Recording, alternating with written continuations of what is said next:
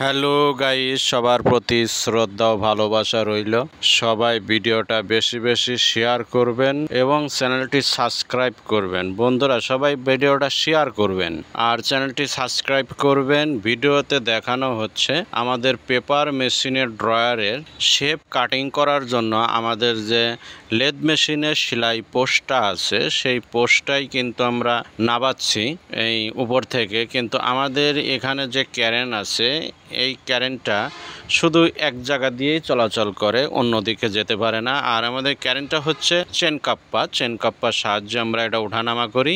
আর ড্রায়ারটা ফকলিফট দিয়ে ওঠাই, কারণ এটা অনেক ওয়েট, আমাদের এই চেন কাপ্পা দিয়ে টানতে টানতে সারাদিন চলে যাবে, এই কারণেই ফকলিফট দিয়ে ওঠাই। তো এখানে দেখেন আমি সেলাই পোস্টটা নামানোর জন্য চেষ্টা করলাম, তা ও নিচে নামাইতে পারলো না ধাক্কা দিয়ে, কারণ ওর এতটা সাবাস হলো না। তো আমি এখানে একটু করে লুজ দিচ্ছি আর ড্রায়ারটা একটু করে ঘোরাচ্ছি, কারণ ডাবলে দেওয়া আছে, সিঙ্গেল গ্রুপে আস্তে আস্তে ঘোরে। তো আমি এখানে লুজ দিচ্ছি, চেন কাপ্পাটা ড্রাউন দিচ্ছি, যাকে বলে ড্রাউন দিচ্ছি, এবং লেটটা একটু করে ঘোরাচ্ছি। ঘোরাইতে করে দেখেন যে নিচে নামে চলে আসতেছে। এভাবেই আমি উপর থেকে নিচে নামানোর চেষ্টা করতেছি। এটা অনেক কষ্টের ব্যাপার, কারণ এই টুল পোস্টটা, যে সেলাই পোস্টটা, আমি কিন্তু এই সাইড দিয়ে নিয়ে যেতে পারতেছি না। এটাকে চেন কপ্পা দিয়ে টেনে উপর দিয়ে নিয়ে যাইতে হচ্ছে, কারণ এটা ওজন বেশি। আর আমি যেখানে ফিটিং করব সেখানে অগত্য 4-5 জন ধরে উঠাইতে হবে, আর সেখানে ওই প্রসেসটা নেই, তাই আমার এই অবস্থা করে নিতে হচ্ছে। আর দ্বিতীয় কথা হচ্ছে যে আমার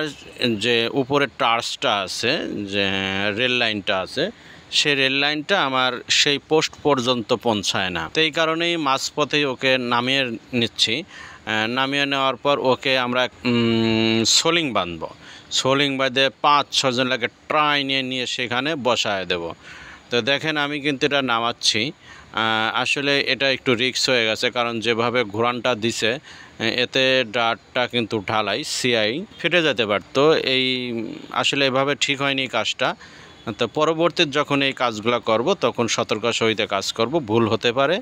তারপরে দেখেন এখানে ড্রাউন দেওয়ার পর আমরা এখান থেকে নিয়ে যাব, কিন্তু আমরা 3-4 জন দিয়ে সোলিং লাগিয়ে এটাকে টেনে নিয়ে যাব।